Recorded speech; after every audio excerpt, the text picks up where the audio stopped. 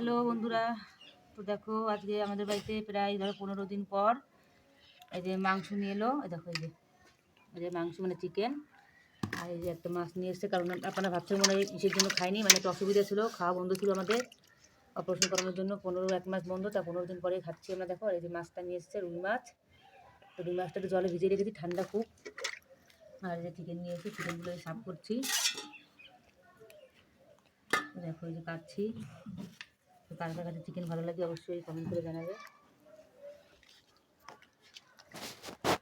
আবার সাফ সাফাই করি, কারণ নোংরা থাকে না কি থাকে।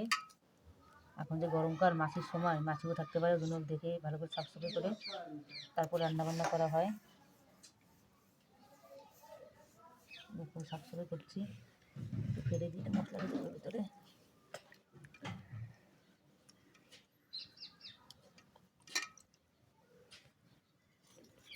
একটু বন্ধ করে রাখো। তো বন্ধুরা দেখো চিকেনটা ধোয়া হয়ে গেলো, সাফ সাফাই করলাম ভালো করে। যেহেতু গরমের সময়, তো ভালো করে সাফ সাফাই না করলে হয়। এমনি এমনি আমরা চিকেন রান্না ভালো করে সাফ সাফাই করি, মানে যেহেতু গরম একটু এখন মাছির সময়, তো কখন কি মাছি করে যাবে। তো বন্ধুরা একটু ভালো করে সাফ সাফাই করলাম সুন্দর করে। এটা ধোয়া হয়ে গেল। তো এবার আমি মাছটা কাটবো, তো এটা ঘরে রেখে আসি।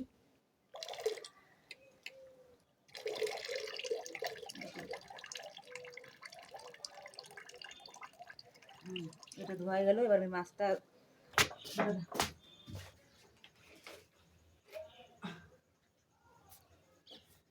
দেখো বন্ধুরা, এই 1 ঢাকন ভিনেগার দিয়ে দিলাম।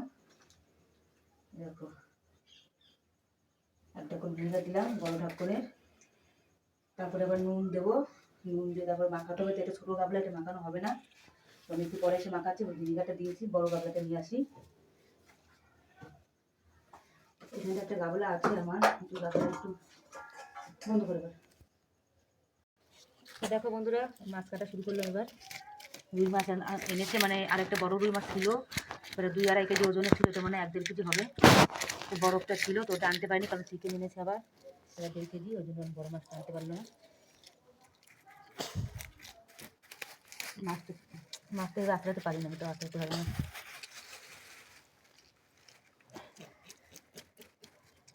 ওতে হাত দিয়ে ভালো হয় ছাড়ানো হবে। হাত দিয়ে ছাড়িয়ে দেখি।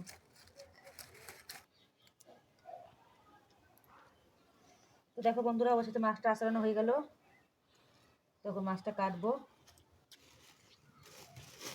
আজকে বস্তাটা পাতায়নি, পন্নি পাতিয়ে পাতিয়ে মাছটা কাটছি। এখানে একটু মাটি, বস্তাটা পাতানো হয়নি, বস্তাটা পাতালে ভালো হয়। বস্তাটা অনেকদিন ধরে নোংরা হয়ে পড়ে আছে এখানটা, আবার ধুতে হবে, অনেক সমস্যা। দেখো মাছটাও জ্যান্তই আছে, দেখো রক্ত বেরোচ্ছে মাছ দিয়ে, আসতে লেগে গেলো আবার বস্তা থেকে।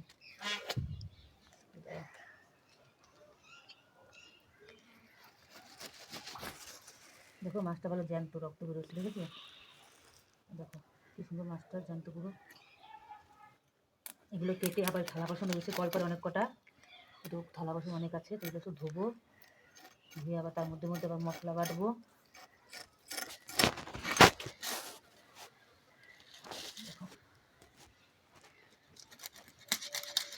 তোমাদের কাঁচকলা এনেছে, মাছটা এমন জায়গায় রাখা হচ্ছে, তো দেখতেই পারবে না ভালোভাবে। এদিকে বালতিতে নিয়ে আসি, বালতির ভিতরে রাখছি একবারে। সে গাবলাটা একটু কলপারে রেখে এসেছি, কেটে কেটে বালতির ভিতরে রাখা হচ্ছে, আর কি বালতির ভিতরে রাখছি।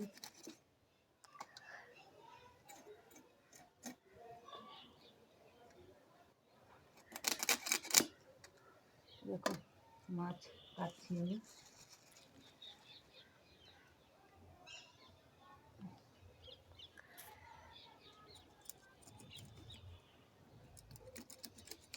মাছ কাটতে পারি না, বটি ভালো না হলে কেউ মাছ কাটতে পারে না, তাই না বন্ধুরা? বটিটা তেমন ভালো না। দেখো মাছের পিঠ, ডিমও হয়ে গেছে মাছটা। দেখো এরকম মাছের পিঠ আসতে হয়েছে। তারপর কেন আবার বললো যে মাছের পিঠ গালিয়ে দিয়েছিস। ধরো পিঠটা বার করতে, পিঠটা বার করে বাইরে গিয়ে গলে গেল, পিঠটা বাইরেই পড়লো। এরকম মাছের ডিম হয়ে গেছে। এটা মানে রুই মাছ তো, ডিম হয়ে গেছে। দেখো এই যে পেটাটা ভালো আছে, পেটাটা দেখি পরে সাফ করবো। পেটাটা ভালো আছে, পুরো সাদা। দেখো বন্ধুর পেটাটা পুরো সাদা, দেখো তেলটা। তেলটা আমি একটু পরে ছাপ করবো, ওই সাইডে রেখে দিই, এটা নোংরা লেগে যাবে নিচে।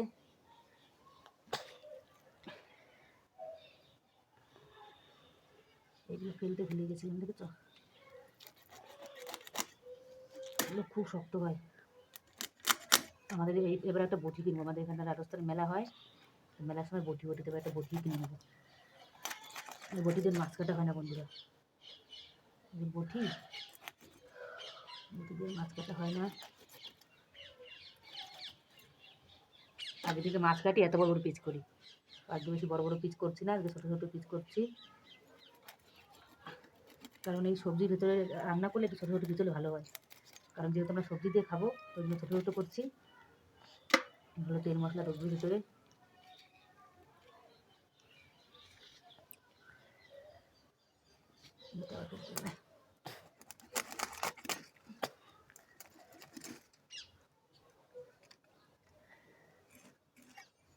আর আশা আছে কিনা, আসেনি। এটা দেখি কয়েক পিস এরকম করে করি। দেখো কত সুন্দর পিস হচ্ছে, মাছটা খুব টাটকা মাছ, তার জন্য পিসগুলো ভালো হচ্ছে। বলে না বটি যদি ভালো হয় তাহলে আবার মাছটা সুন্দর কাটে, আবার যদি মাছটা ভালো হয় তাহলে যে কোনো বটিতে ভালোভাবে কাটা যায়। মাছটা যদি খারাপ হয় তাহলে বটি যেরকম যতই ভালো বটি দেয় মাছটা একটু ক্যাটাগুলি যাবেই যাবে। তো মাছটা আমার কাটা একটু ভুল মতো হয়ে গেছে, পেটি মাছটা আর একটু এইখান থেকে পিছু তো দেখ ঠিক আছে, ছোটো বটি এতে কত ভালো কাটা হবে বলো।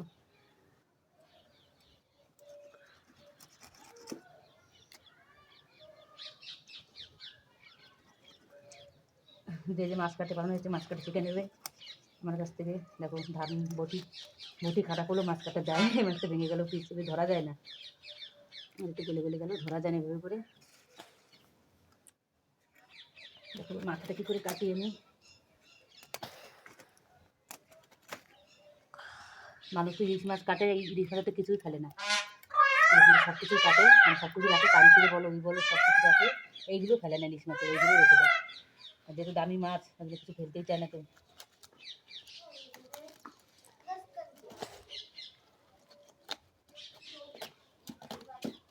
দেখি গাটা তো সত্যি হচ্ছে হয়েছে মাছ,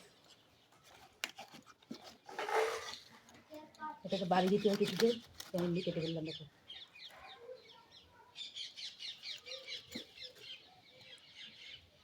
এরকম মাছের ডাকটা ফেলে দিলাম, কাঞ্চিরেটা ফেলে দিলাম, নোংরা কাঞ্চিরে। ইলিশ মাছের এইগুলো খায় ফুলকা, ফুলকাগুলো খায় ইলিশ মাছের, ফুলকাও ফেলে না, ফুলকা দিয়ে ডাল ফাল রান্না করে সব মুখটা ফেলে দিলাম। দেখো মাছের মুখ অনেকে খেয়ে ফেলে, মুখও ফেলে না, আমিও তো গেছো না।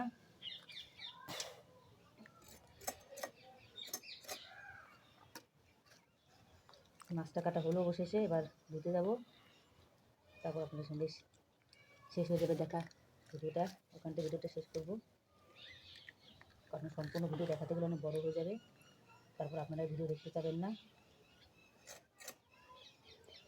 আর রান্নাবান্না কী করলাম না করলাম সেটা পরে আপনাদের কাছে শেয়ার করবো।